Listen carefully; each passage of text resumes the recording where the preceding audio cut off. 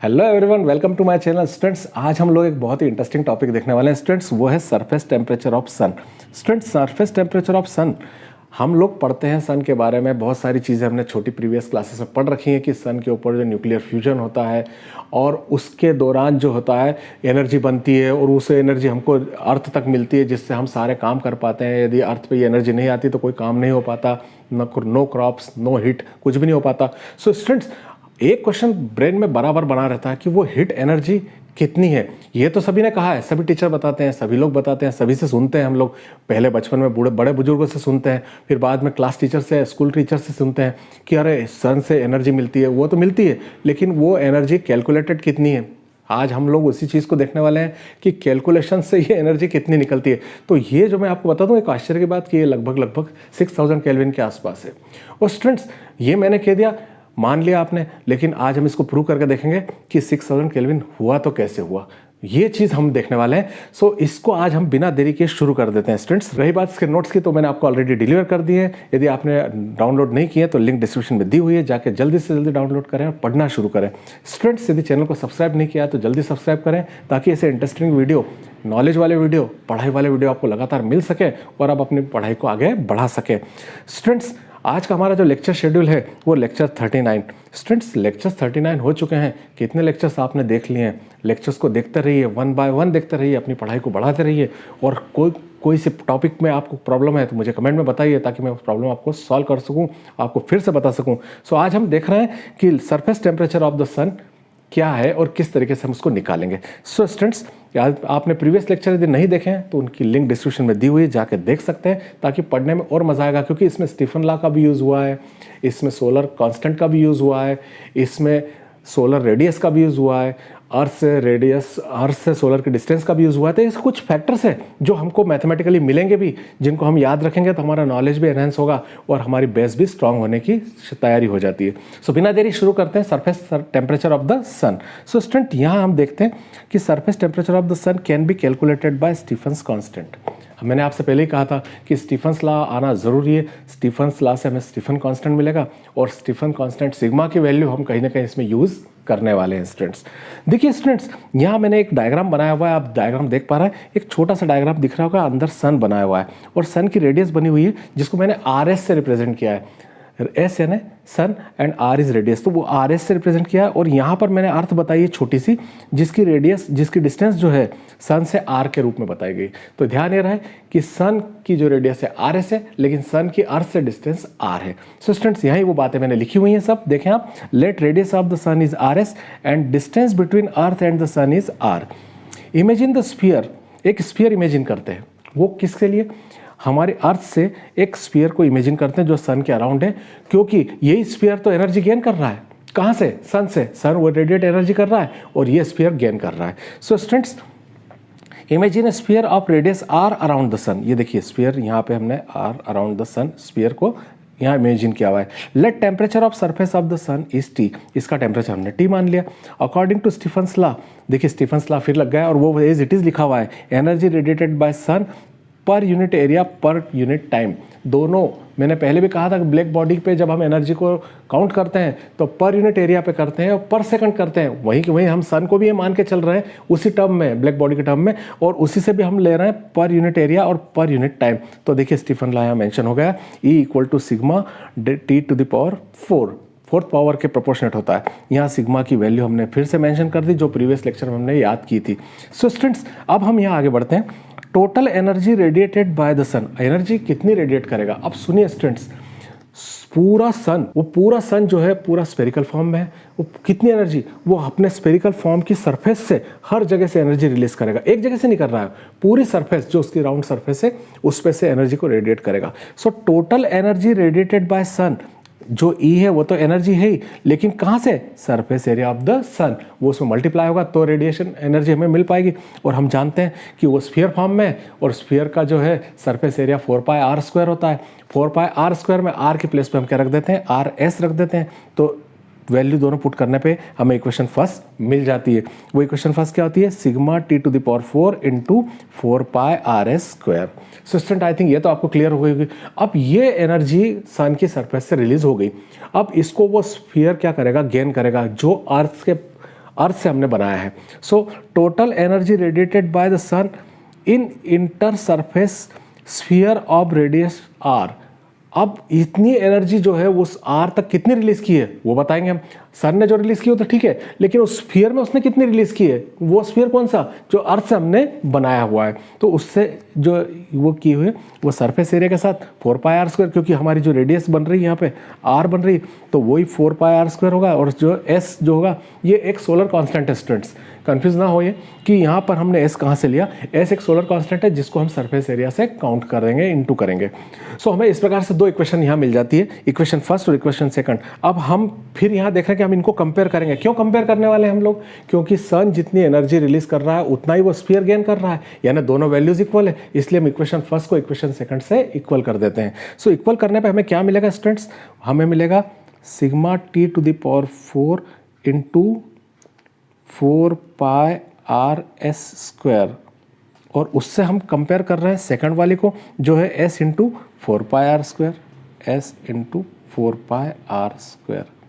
ये r sphere की radius है जबकि rs सन की रेडियस है। यहाँ मैं बता दूं आपको कि ये जो r है ये स्फीयर रेडियस है और rs जो है सन की रेडियस है। अब स्टूडेंट्स यहाँ पे आप देखें हमें जो निकालना है वो क्या निकालना है, टेम्परेचर निकालना है। तो यहाँ टेम्परेचर फैक्टर दिख रहा है आपको, ये रहा ये टेम्परेचर, इसकी वैल्यू निकालना है। यदि मैं इसकी वैल्यू निकालना चाहूँगा तो इसके सब कोफिशिएंट जो मल्टीपल्स है वो सामने वाले के अपॉन में चले जाएंगे स्टूडेंट्स यहाँ पे। तो यहाँ हम देखते हैं कि T⁴ की वैल्यू हम निकालना चाहें तो s इंटू 4πr² अपॉन में यहाँ से सिग्मा भी जाएगा इंटू 4πrs²। आई थिंक ये स्टेप्स क्लियर हो गए स्टूडेंट। अब यहाँ देख रहा है कि 4π से 4π कैंसिल होने वाला है, ये 4π से 4π कैंसिल हो गया। तो T⁴ is equal to s into r² upon sigma rs²। ये एक इंपॉर्टेंट टर्म मिल गई है। ये इंपॉर्टेंट टर्म हमारे लिए काफ़ी हेल्पफुल साबित होगी क्योंकि इसी पर हमें सारी वैल्यू पुट करना है। अब स्टूडेंट्स मैंने आपसे कहा था कि s जो है ये एक सोलर कांस्टेंट है और सोलर कांस्टेंट की वैल्यू देखिए मैंने राइट हैंड साइड में लिख रखी है। सोलर कांस्टेंट की वैल्यू मैंने राइट हैंड साइड में लिख रखी है 1388 वाट पर मीटर स्क्वायर। ये हमें याद रखना होगी।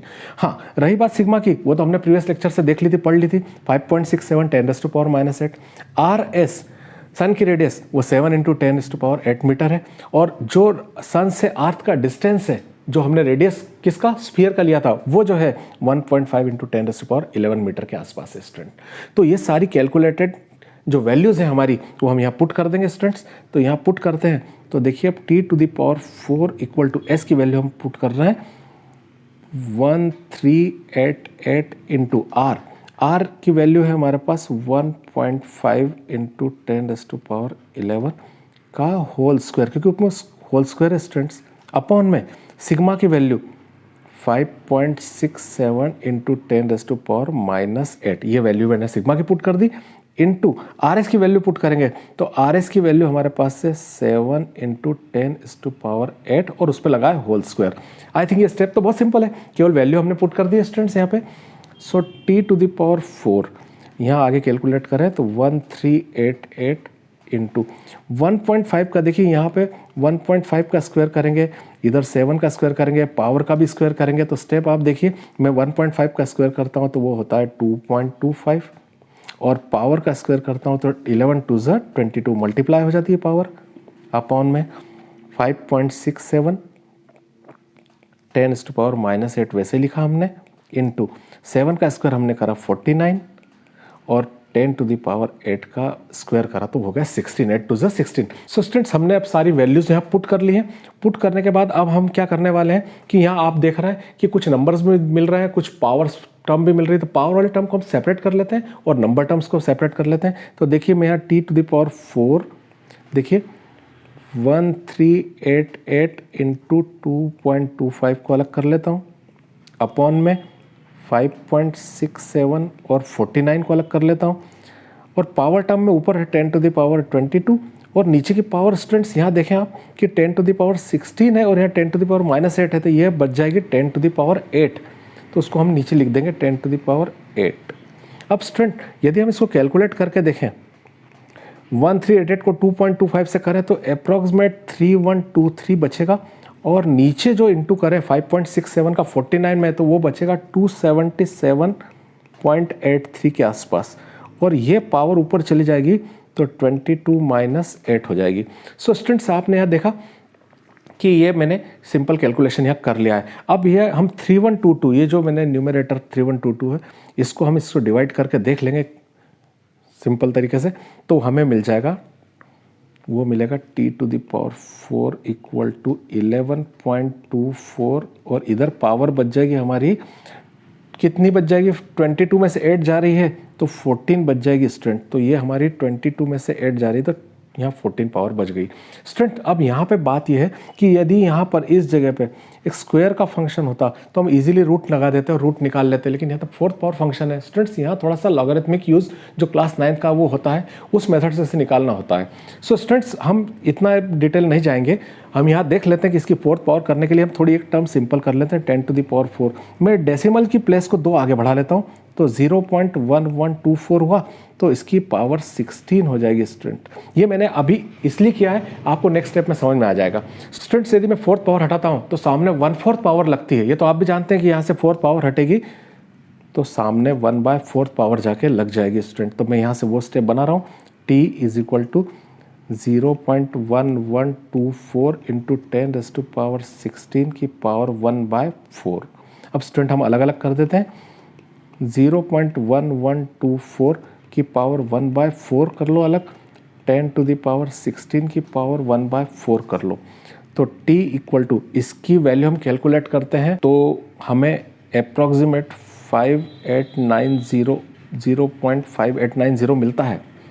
0.1124 पावर 1/4 को हम सॉल्व करें तो हमें मिलता है 0.5899 अप्रॉक्स, और यहाँ स्टूडेंट्स यदि मैं इसको 4 से 4 टाइम्स कैंसिल करूँ तो 10⁴ हो जाता है। ये देखिए सिंपल सी बात है, इसको कैंसिल करेंगे तो सो t इक्वल टू, मैं इसको सॉल्व करता हूँ तो 10⁴ से मल्टीप्लाई करता हूँ तो ये ऑब्वियसली 5890 के आसपास होता है, यानी ये हमारा केल्विन में टेम्परेचर आ गया सन की सरफेस का, जिसको टीचर्स बताते हैं, हम अप्रॉक्सीमेट लिख सकते हैं उसको, अप्रॉक्सीमेट 6000 केल्विन।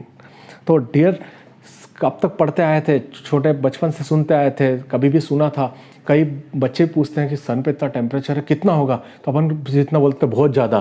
तो बहुत ज़्यादा एक कैलकुलेटेड वैल्यू नहीं है, ये तो हमारी एक जनरल बताई हुई वैल्यू है। कैलकुलेटेड वैल्यू हमने आज की इस क्लास को 11th में हम इस चीज़ को समझ पाए, और आप इसको कर सकते हैं, आपका नॉलेज भी बढ़ेगा, और साथ में कभी क्वेश्चन एग्जाम में पूछा जाता है तो भी आप इसको कर सकते हैं। सो इस प्रकार के इंटरेस्टिंग फैक्टर्स को प्रैक्टिस करते रहिए। मिलते हैं नेक्स्ट वीडियो में, till then stay blessed and good bye.